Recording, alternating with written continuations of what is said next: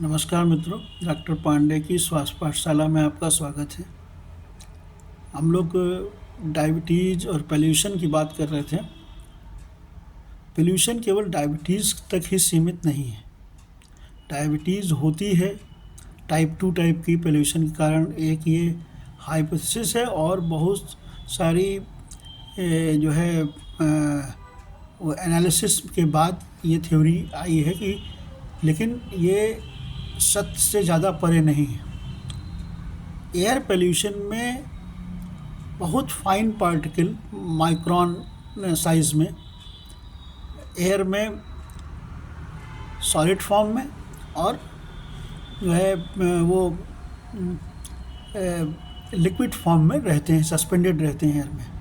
इसमें दो तरह के होते हैं और जिनको पार्टिकुलेट मैटर कहते हैं।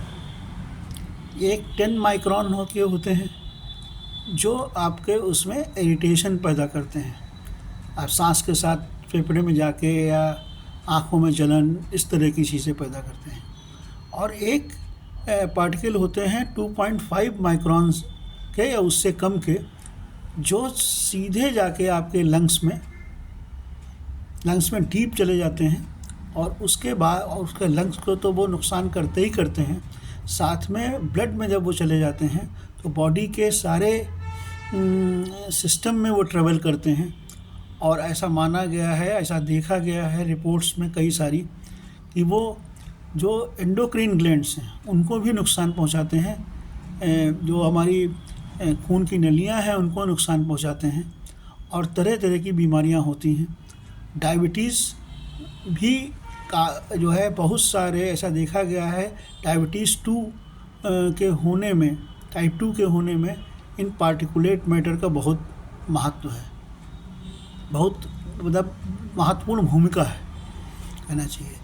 और लंग में जो जाते हैं, लंग में तो उनसे लंग कैंसर की भी बहुत बड़ी जो एयर पाइप पूरा हमारा नेज़ल ट्रैक है फेफड़े तक, एलोलाई तक, वहाँ पर बहुत सारे इरिटेशन करते हैं। और कई बार देखा गया है कि स्टडीज़ में कि उसके कारण लंग कैंसर तक हो जाता है।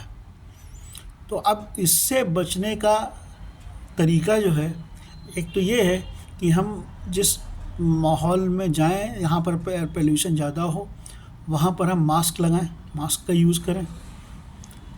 और जो है या उस जगह में अगर नहीं जाना, अवॉइड कर सकते हो तो अवॉइड करें। और ये जो पार्टिकल हैं ये आँख से नहीं दिखाई पड़ते हैं, मतलब 10 माइक्रोन के भी नहीं दिखाई पड़ते हैं, 2.5 के माइक्रोन के तो दिखाई ही कोई सवाल ही नहीं दिखाई नहीं है। तो 2.5 माइक्रोन के जो हैं इनको कहा जाता है पार्टिकुलेट मैटर। तो इन पार्टिकुलेट मैटर के कारण हमारे बहुत सारे प्रॉब्लम होते हैं और हेल्थ इश्यूज़ होते हैं। धीमे धीमे वो बाद में पता चलता है कि ये कारण मुख्य कारण मुख्य यही होता है, जब ये अंदर जाते हैं तो इरिटेशन पैदा करते हैं, इन्फ्लेमेशन पूरी बॉडी में, अंगों में, नलियों में करते हैं और जिसके कारण ब्लड सप्लाई कम होने लगती है उस पार्ट में, या सेल इरिटेट हो जाते हैं, या वो अनमेच्योर उनकी डेथ होने लगती है। इसको कहते हैं ऑक्सीडेटिव स्ट्रेस पैदा करते हैं। तो हमें इन बारों में भी अपने लेवल पर बहुत सतर्क रहना है।